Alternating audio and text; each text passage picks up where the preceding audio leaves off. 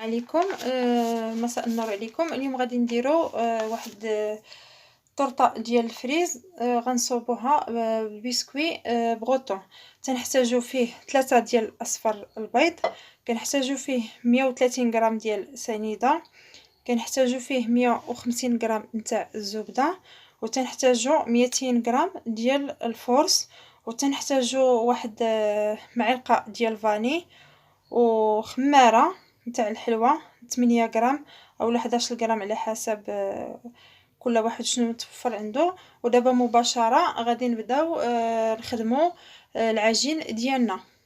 اول حاجه كنبداو بها هو الصفر ديال البيض ديالنا.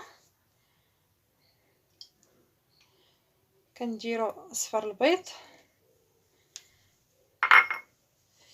بسم الله. تنديروا معاه سنيده، وتنحاولوا نخلطوهم باش ما طيرناش ديك السنيده، وغنضربوهم بالطراب الكهربائي ولا بالطراب اليدوي. اللي عنده الطراب اليدوي ممكن يستعمل الطراب اليدوي. وغنزيدو معاهم معلقه ديال الفاني،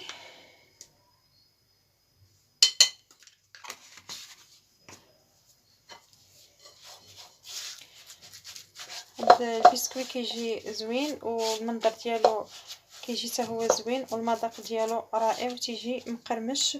وباش نبدلو حتى شويه داك لي فون دو طارت ديال بات بريزي بات صابلي، هذا بسكويت هو تيجي زوين. دابا غنبداو نخدمو البيض ديالنا مع سنيده حتى يدير اللون ديالو.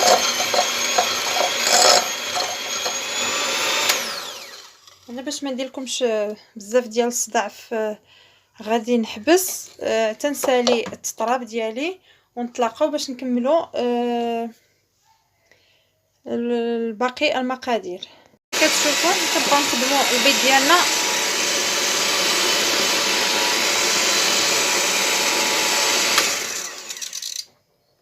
هو حتى تبدل اللون ديالو، تيولي اللون ديالو هكا بيض، تيندمج داك اصفر ديال البيض مزيان مع سنيده. دابا غادي نضيفوا عليه الزبده. هاد الطورطه هذه دابا غنديروها بالفريز كي قلت ان شاء الله. دابا هذه وقيت الفريز، نستغلوا الفريز نخدموا به هكا طورطات هكا الكوتي ولا الصباح للفطور، ولا دابا ان شاء الله الرحمن الرحيم الصيف هو جاي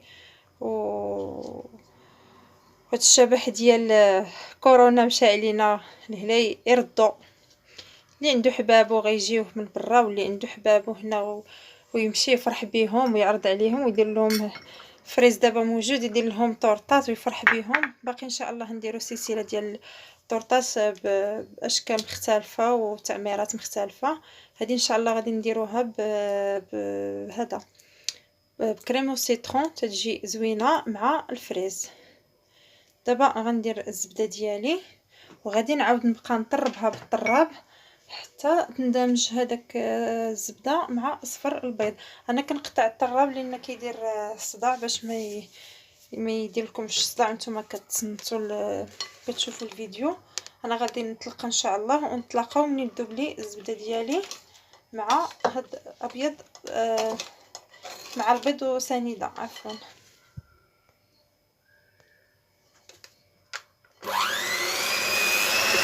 ودابا كما كتشوفوا انتما الزبده ديالنا كتولي الملمس ديالها كريمي. في ديك الساعه تنحبسوا عليها من التطراب، وغادي نضيفوا الطحين ديالنا، نضيفوه تدريجيا. الطحين راه حنا كنكونوا درنا فيه هذيك 7 غرام اولا 12 غرام على حسب. حنا عندنا ديك خنيشه ديال الخميره كتكون فيها 7 غرام، كاين كتكون عنده فيها 8 او 12 غرام. الماكسيموم 12 غرام ديال الخميره ما كنفوتوهاش باش ما كيجيناش البسكويت طالع بزاف. وكنخلطهم مع الطحين هما وداك شويه ديال الملحه. دابا غادي نضيفو الطحين شويه بشويه وحنا تنخلطو، ومن بعد غنكملو بيدينا غير باش ما يبقاش الطحين كيطير هكا.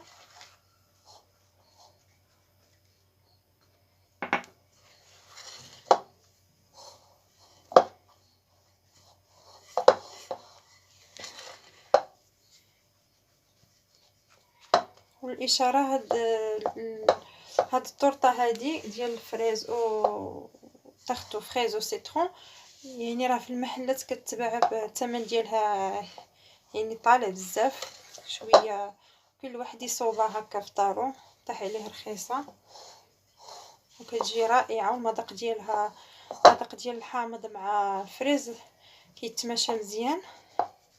غنزيد اللي بقى ديال الطحين. دابا غنكمل التخليط بيديا باش تعطيني الطول. غنجمعها بيدي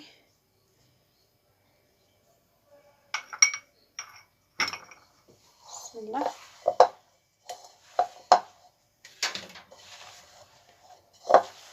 هاد المقادير راه بها تنخدموها، ما كنزيدو عليها ما تنقصوا فيها، ما نقصوا حتى حاجه وما نزيدو حتى حاجه، لان كما تنعرفوا هاد لي طاغط وهاد الشيء ديال الحاجه اللي عندها علاقه بالباتيسري، يعني الكراماج فيها راه مهم بزاف. الا زدنا ولا نقصنا شي حاجه راه يمكن تضيع لنا الوصفه ما تستقليناش. يعني من الاحسن نتبعوا المقادير كما هي، والنتيجه راه غتكون ان شاء الله ناجحه 100%. العجينه ديالنا راه كتكون هكا رطبه، ما كتكونش ماشي بحال الباط صابلي ولا باط سكري. غنقي يديا وغادي نتلاقى معكم باش نوريكم كي غنديروا نحتفظوا بهاد العجين هادي، ونحاولوا نصوبوا كريم او سيترون. الاشاره راه هاد العجينه هادي كنديروها في الثلاجه مده ديال ساعتين في الثلاجه باش كتقبط راسها، باش ملي نكونوا نطلقوها ما كتبقاش تلصق لينا في المدلك ولا تتلصق لينا فاش نبغيو نهزوها ما تتهرس ليناش. هي بعد ما حيدتها من الاناء اللي خدمتها فيه راه ما زدتها لا طحين لا حتى شي حاجه. دابا انا قدامكم هنا غادي ندير لها واحد شويه ديال الطحين هكا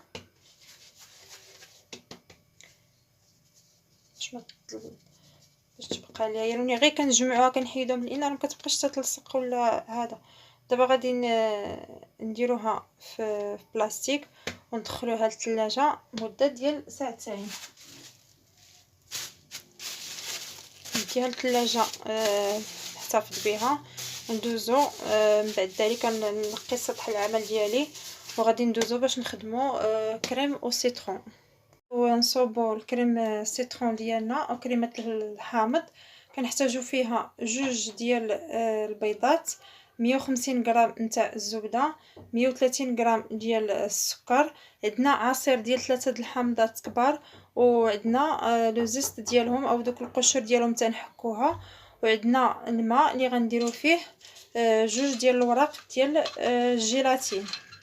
دابا مباشره غادي نبداو نخدموا الكريمه ديالنا باش ما نتعطلوش بزاف وما يكونش الفيديو طويل ان شاء الله اللي بغى يتابعه. حنا غندوزو مباشره نخدموا الكريمه ديالنا. تنديروا حامض مع سنيده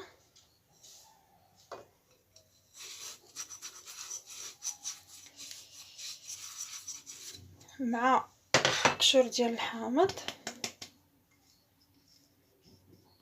هاد الكريمه ديال الحامض كتجي يعني لذيذه وزوينه، والمذاق ديال الحامض مع هاد الصيف هذا تيكون المذاق ديالو منعش. الحامض كنحركوا هاد الحامض كنديرو فوق النار دابا مباشره. دابا نشعلوا العافيه ديالنا على هاد الكريمه هادي. العافيه كتكون مقاده ماشي مجهده وماشي قليله. تنديروا هاد عصير ديال الحامض مع سنيده. تنبداو نحركو شي شويه على ما شوفوا غير شويه بدا تيطلق.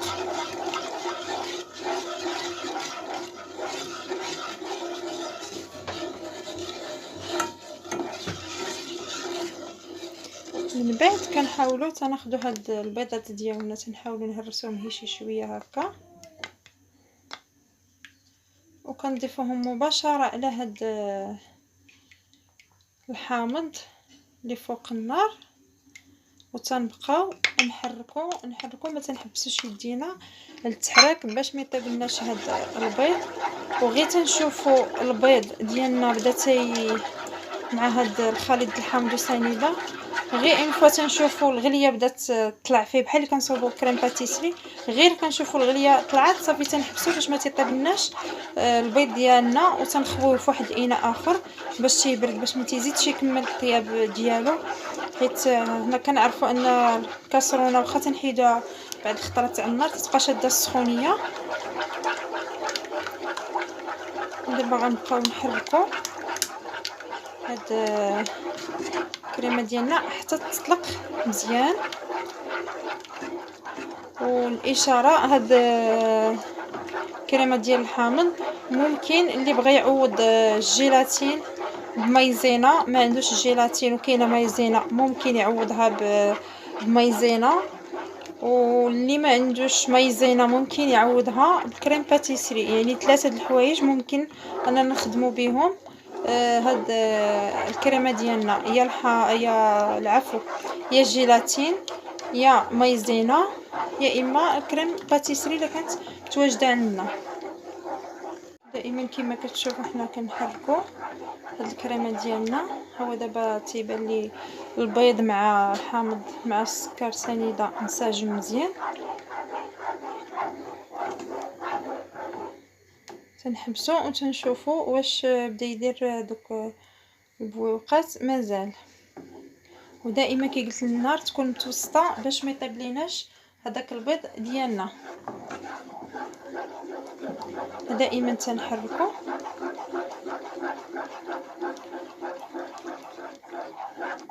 بغينا حتى لا بغينا نخدموا هذاك الطراب اليدوي باش ما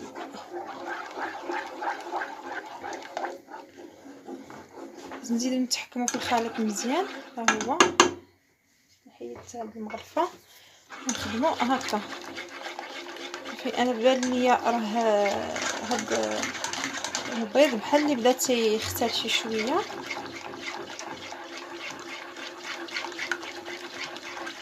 راه هو بدا يدير هاد دوك الفقاعات صافي. يستحسن اننا نحيدوه دابا ندير واحد شويه ونحيدوه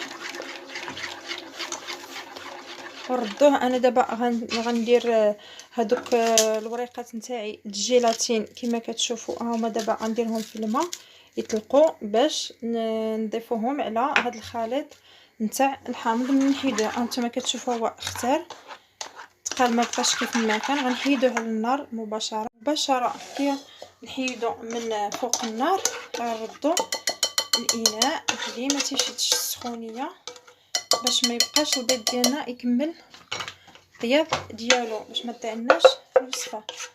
كونوا موجدين الاناء حدانا نقيه. مجرد ما تيبدا الخليط ديالنا كيتجمع شويه ها هو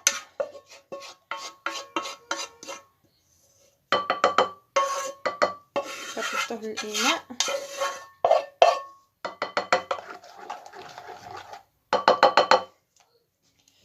نحاولوا نبردوه باش نضيفوا عليه هاد الوريقات ديالنا ديال الجيلاتين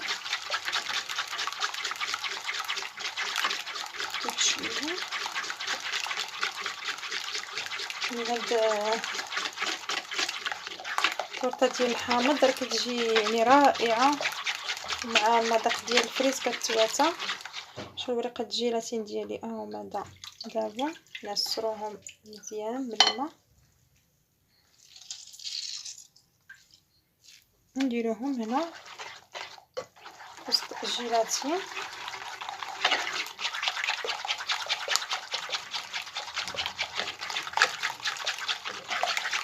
فغادي نخليو هاد الخليط ديالنا نتاع البيض مع جيلاتين مع الحامض وسنيده، غادي نغطيوه بواحد البلاستيك وغادي نديروه في الثلاجه واحد تقريبا نصف ساعه على حسب الجو. الا كان الحال بارد راه تنخليوه واحد 10 دقائق. دابا الحال سخون، نخليوه واحد 4 ساعات ولا 3 ساعه. المهم حنا غنقلبوه وغنشوفوه واش بدا تيبرد بدا البروده. كنحاولوا كنديروا له بلاستيك هكا باش ما يديرناش ديك القشره.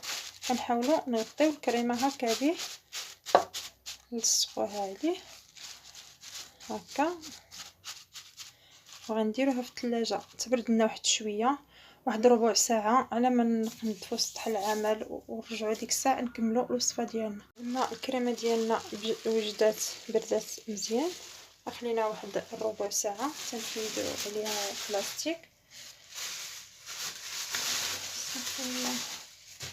من بعد غنقطعوا فيها هاد الزبده ديالنا مرصويات صغارين،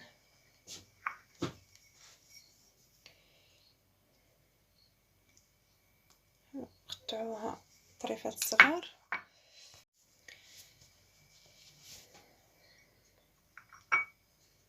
باش تعطينا الطعم تكون الزبده بحراره المطبخ.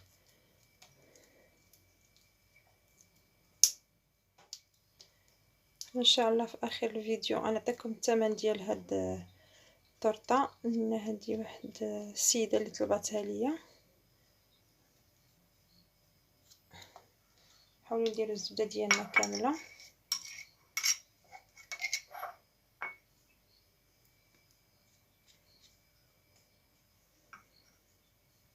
وغادي نبداو نضربوها بالطراب حتى غتنسجم لنا هذيك الزبده مع هاد الكريمه اللي صوبنا.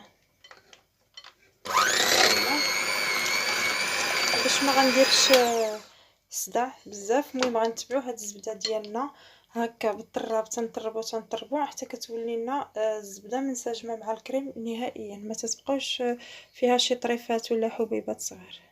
بعد ما طلعت لنا الكريمه ديالنا مزيان وذوبت لنا الزبده ديالنا مع داك الخليط الاول اللي درنا د الحامض والبيض، نتوما كتشوفوا كتولي كريميه. كنحاولوا تنحيدوا هاد الكريمه ديالنا. الا كان عندنا البسكوي طايب بغينا نفرغوها هكا وندخلوها للثلاجه ممكن.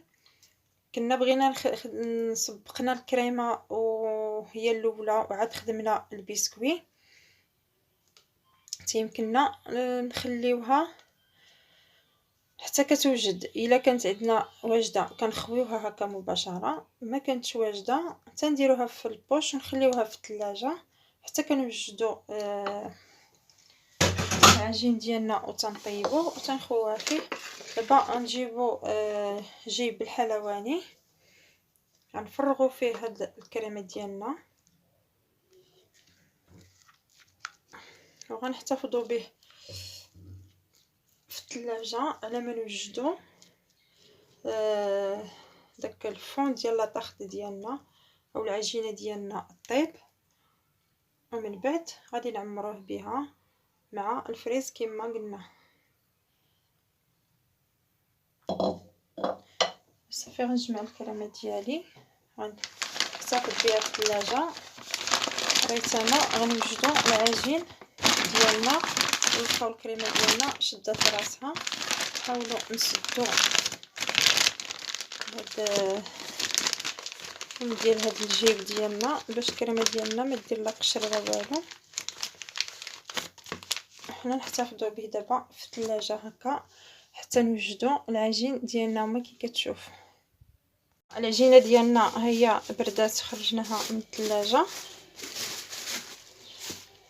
كناخذوا جوج بلاستيكات كما العاده بحال اللي كنخدموا العجينه ديال الصابلي، كندير لها واحد رشيشه خفيفه ديال الطحين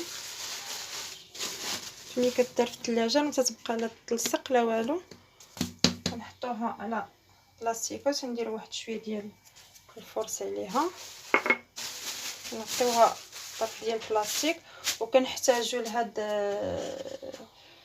العجينه فين طيب تنحتاجو لاطا كنديروا لها الكاغيط او بابي كويسون، وتنحتاجو هاد السيركل هذا مربع ولا دائري. انا بدلت لان دائما الحلوى تنخدموها بالدوائر، اختاريت المربع القطر ديالو 20 ديال السنتيم. كنطلقوا العجين ديالنا بحال اللي كنطلقوا الصابلي.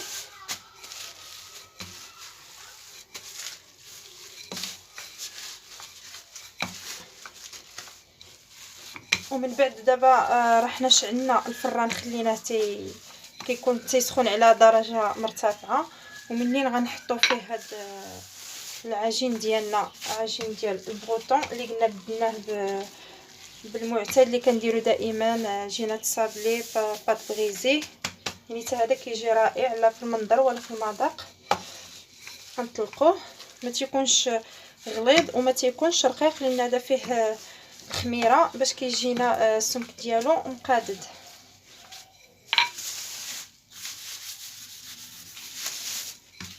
دائما تنحاولوا نقادوا العجينه باش تجينا كلها عبار واحد، ما تجيناش جهه رقيقه وجهه غليظه.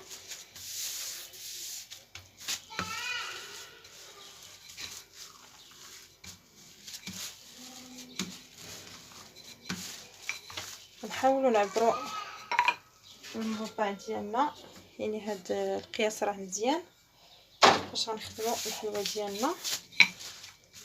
واحد شويه، واللي بقى لنا من العجينه ممكن نديروه في دوك لي سيركل الصغار، دابا نوريهم لكم من بعد. نديروهم فيهم ونحتفظوا بهم في المجمد، اولا نطيبوهم ونحتفظوا بهم في المجمد. الا قطعناهم وما كناش مساليين كان ممكن نديرهم في المجمد ونخليهم الساعه اللي كنبغيو نطيبوهم كنجبدوهم وتنشعلوا الفران وتنطيبوهم عادي، ما توقع ليهم حتى شي حاجه. نحيد البلاستيكه ديالي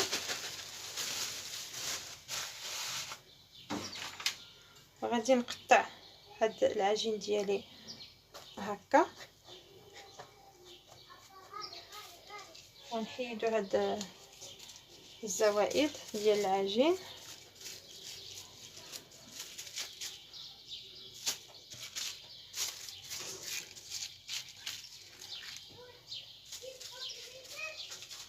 ومن بعد غادي نوضعوها في لاطا على الكاغيط ديال او بابي كويسون او ورق الطهي. انا غادي نكمل العجينه ديالي، غنحيدها ونطلقوا ونحطوا العجين ديالنا فوق الكاغيط او ورق الطهي باش ما نطولش عليكم. كما كتشوفوا ها هي العجينه ديالي درتها هنايا في ورق الطهي فين غنطيبوها. غندخلوها دابا للفرن، نتوما كما كتشوفوا غندخلوها دابا للفرن. غنديروا لها واحد 3 ولا 4 ديال التكيكات باش ما تنفخناش، وغندخلوها الفرن نصيب واحد 20 ديال الدقائق. بعد ما خرجناه من الفران هو هذا باقي سخون، تنخليوه حتى كيبرد تماما، عاد كنقيسو فيه باش ما كيتفرتناش. وهذا الفريز انا قطعته في النصف باش غادي نزوقو هاد الطورطه ديالنا مع الكريم اللي صوبنا. انا غير تبرد العجينه ديالي وغنطلقاو باش نزيدوه ان شاء الله جميع. دابا بعد ما البسكويت ديالنا ها هو دا وجد، غادي نحاولوا نهزوه. يا الله معاي، انت قلت لكم يخليوه يبرد حيت تيتكسر. ها هو البسكويت ديالنا كيجي هو هذا. غنحطوه في الطبق اللي غادي نقدموه فيه.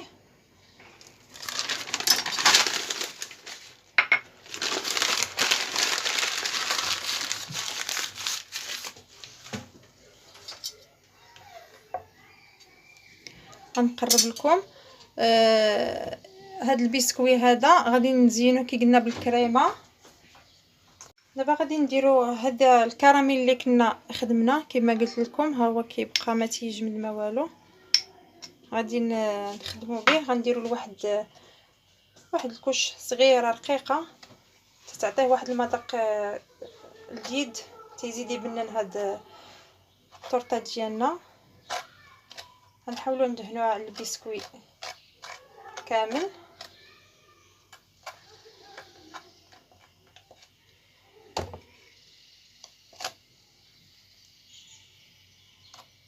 ونديروا فوق منها الكريمه، ومن بعد غادي نزينوها بلي فريز اللي قسمنا في النص. غادي نحاولوا نزينوهم بها. هاد لا طارت كتجي يعني رائعه وزوينه، حتى المذاق ديالها ما نقولكمش. والثمن ديالها باش كنخدم هاد الطورطه هذه تنخدمها 120 درهم.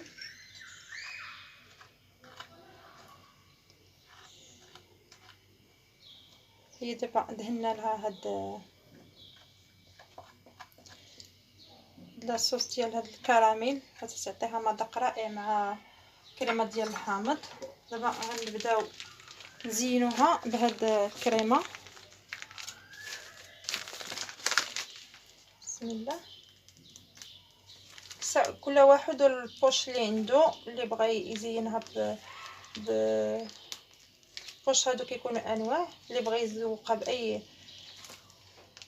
انا غنمشي هكا على هاد الشكل هذا باش ما نزيدش نطول عليكم الفيديو. غندور هاد الجوانب هكا، ومن بعد غادي ندورو على الوسط. ودابا بعد ما زيناها كامله بالكريمه، هانتوما كي كتشوفوا دوك الجوانب والوسط دهنتو. من بعد كنقبضوا الفريز تنحاولوا نستفوه هكا.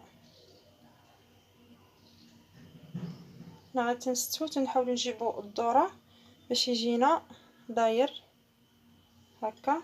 نديروا وحده هكا على وحده.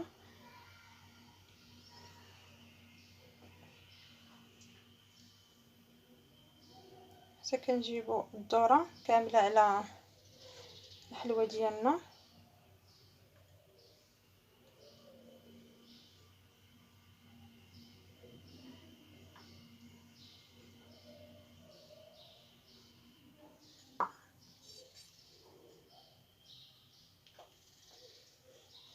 حتى هاد البلا هكا كيساعد في الخدمه.